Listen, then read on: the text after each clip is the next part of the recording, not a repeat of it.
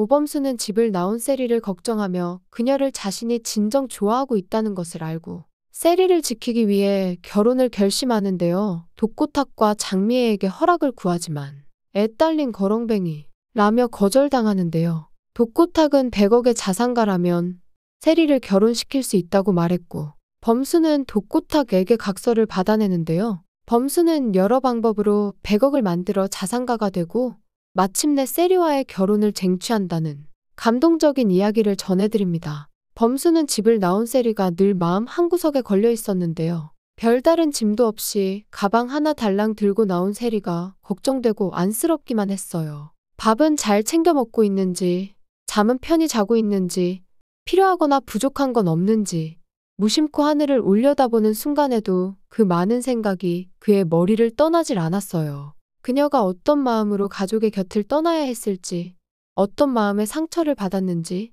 쉽게 그려졌어요. 그런데 시간이 갈수록 점점 더 놀라웠던 건 따로 있었는데요. 이렇게까지 끊임없이 세리 걱정을 하고 있는 자신을 돌아보게 된 순간이었어요. 이유를 찾으려 애썼지만 결국 그는 단 하나의 진실에 도달할 수밖에 없었어요. 내가 왜 이렇게 세리가 걱정될까? 왜 보고 싶을까? 아니, 왜 그녀를 이렇게 신경 쓰는 거지? 답은 생각보다 간단하고 선명했어요. 자신도 모르는 사이 세리는 이미 그의 마음속에 깊숙이 자리를 잡고 있었던 거죠. 내가 세리를 좋아하고 있구나. 한편 세리는 정말 작은 월세방에서 새로운 인생을 시작했는데요. 처음엔 낯선 공간에 혼자 있다는 게 너무 쓸쓸하고 막막했죠. 세리가 가장 괴로워했던 것은 범수 교수님에 대한 미안함이었어요. 그녀는 부모님이 범수에게 얼마나 큰 상처를 주었는지 잘 알고 있었죠. 엄마가 학교에 찾아가 소란을 피우고 아버지가 투서를 하고 교수님에게 직접 폭력을 휘둘렀다는 이야기를 들었을 때 세리는 가슴이 무너질 것 같았어요. 상상도 할 수 없는 일이었는데 그걸 교수님이 감내해야 했다니. 하지만 그 모든 상황 속에서도 범수가 자신에게는 조용히 위로를 건네주었다는 점은 그녀의 마음을 더 아리게 했어요. 범수는 화를 내기보다는 담담한 목소리로 그녀를 안심시켰죠. 세리야, 괜찮아?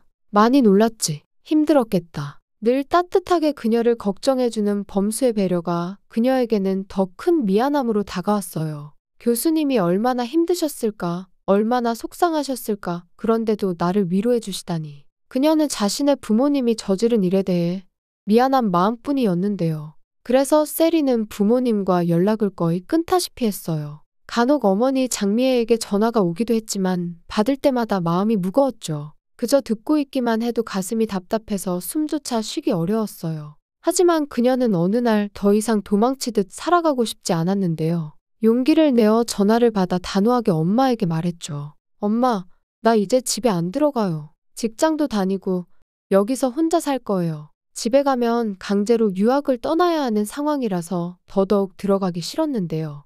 이제는 내 인생을 내가 책임져야겠다는 생각뿐이었어요. 작은 회사의 사무직으로 취직한 세리는 새로운 환경에서 조금씩 자리를 잡아갔어요. 소규모 회사였기에 업무 처리는 그다지 어렵지 않았고 그녀가 가진 경영학 지식 덕분에 간단한 행정 작업이나 회사의 일정 관리도 수월하게 할 수 있었죠. 그 와중에도 세리는 항상 범수와 한이가 보고 싶었는데요.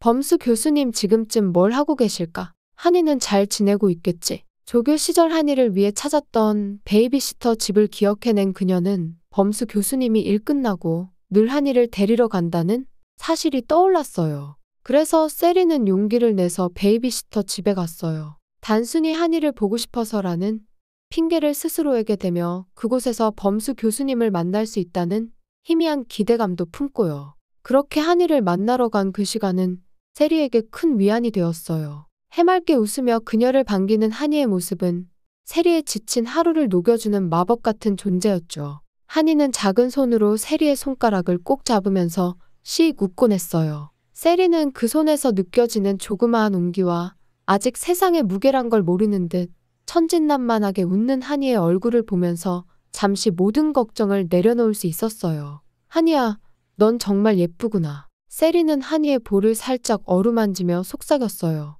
한이는 세리가 무슨 말을 하는진 모를 테지만 그녀의 손길에 만족한 듯 까르르 웃었어요. 그 소리는 세리의 가슴속까지 따뜻하게 물들였죠. 한이와 함께하는 이 시간만큼은 세상의 모든 근심에서 잠시나마 자유로워질 수 있었어요. 하지만 한이를 보는 것만큼이나 세리에겐 또 다른 기대가 숨어 있었는데요. 바로 범수를 다시 만나는 순간이었죠. 범수가 한이를 데리러 올 때 짧게라도 서로 인사를 나눌 수 있는 그 시간이 세리에게는 특별한 의미로 다가왔는데요. 그곳에서 범수를 마주치는 순간 세리 마음은 괜히 두근거리고 설렜어요. 퇴근 후 베이비시터 집에서 보내는 그 시간은 세리의 하루 중 가장 빛나는 순간이었는데요.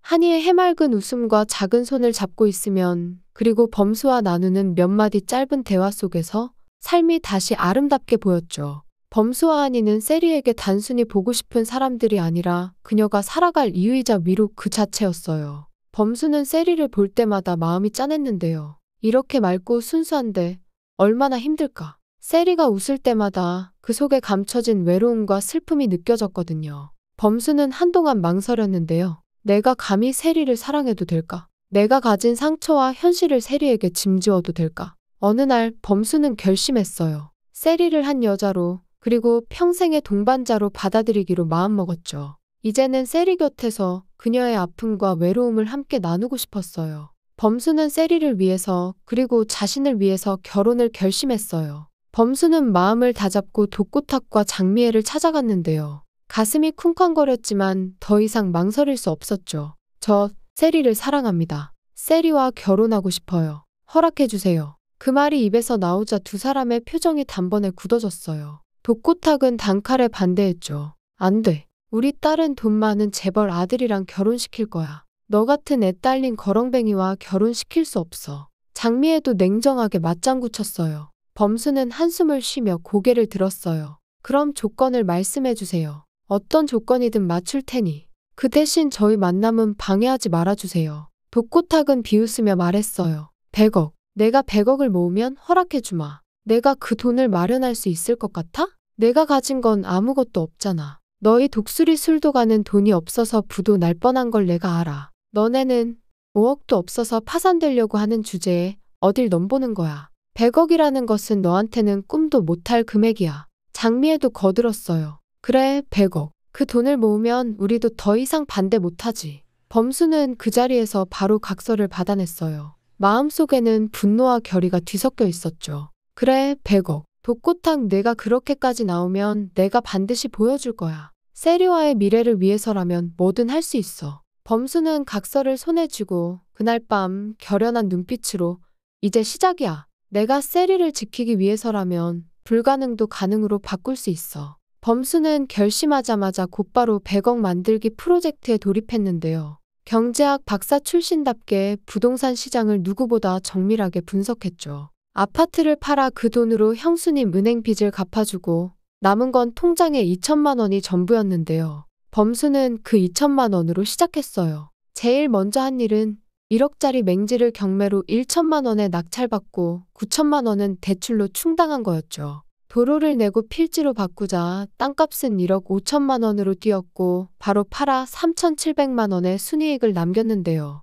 이렇게 한 건당 3,700만 원씩 수익을 내며 범수는 계속해서 같은 방식으로 투자를 이어갔어요. 또 다른 방법도 썼는데요. 싸게 나오는 급매물만 노려 빠르게 사고 인테리어를 세련되게 해서 바로 현재 매매가에 팔았죠. 부동산 중개인들에게는 웃돈을 주며 좋은 매물이 나오면 제일 먼저 연락을 달라고 부탁했고 범수의 치밀함과 추진력은 상상을 초월했어요. 중개인들은 범수를 보고 부동산의 전설이라 부를 정도였어요. 찍었다 하면 바로 매매가 이루어지니 소문이 쫙 퍼졌죠. 이렇게 빠른 순환 구조로 자금이 금방금방 풀렸고 몇 달 만에 범수는 100억을 모을 수 있었어요. 수익률을 계산해보면 투자금 대비 순이익이 15%를 넘나드는 고수익 구조였어요. 대출을 적극적으로 활용해 레버리지를 극대화했고 급매물과 맹지 개발, 인테리어 리모델링 등 다양한 전략을 병행했죠.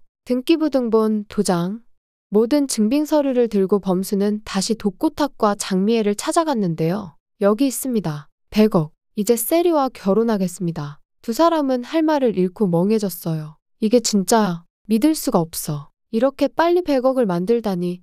이놈 완전 괴물이네. 어떻게 이럴 수 있어. 서류를 하나하나 확인해보니 모두 진짜였어요. 더 이상 반대할 명분이 없었고 각서까지 써준 마당에 울며 겨자 먹기로 결혼을 허락할 수밖에 없었죠. 이렇게 범수는 불가능해 보였던 100억이라는 벽을 뛰어넘고 세리와의 결혼을 쟁취할 수 있게 되었어요. 범수는 마음이 벅차오르는 걸 느끼며 곧장 세리를 찾아갔는데요. 세리가 작은 월세방 문을 열고 나왔을 때 그동안의 긴장과 걱정 그리고 설렘이 한꺼번에 몰려와서 세리를 보는 순간 모든 감정이 북받쳐 올랐죠. 세리야, 이제 우리 결혼해도 돼. 부모님이 허락하셨어. 그 한마디에 세리는 믿기지 않는 듯 눈을 동그랗게 떴어요. 정말요? 엄마 아빠가 저희 결혼 허락해 주실 분이 아닌데요. 거짓말하지 마세요. 범수는 각서를 보여주면서 사실이야. 내가 지금 허락받고 오는 길이야. 교수님, 100억을 만드셨다니 믿겨지지 않아요. 정말 고생 많으셨어요. 세리의 목소리에는 놀람과 기쁨, 그리고 그동안 쌓였던 모든 감정이 담겨 있었죠. 범수는 세리의 손을 꼭 잡으며 진심을 전했는데요. 이제 내가 더 이상 상처받지 않게 내가 지켜줄게. 그동안 내가 얼마나 힘들었는지 내가 도와주지 못해서 정말 미안했어. 이제는 내가 내 곁에서 든든한 남편이 되어줄 거야. 내가 내 곁에 있어주는 것만으로도 나는 세상에서 제일 행복한 사람이야. 세리는 그 말을 듣는 순간 눈물이 글썽이며 환하게 웃었어요. 교수님, 저는 교수님의 모든 게 좋아요. 교수님만 보면 그냥 마음이 편해지고 행복해져요. 이제 마음 놓고 사랑할 수 있어서 정말 감사해요. 두 사람은 서로를 꼭 안고 한참을 말없이 서 있었어요. 그동안의 부모님의 반대와 세상의 시선, 모든 걸 이겨낸 두 사람에게 남은 건 오직 서로에 대한 사랑과 신뢰뿐이었죠. 다음 날 범수와 세리는 한이를 데리고 공원에 산책을 갔는데요.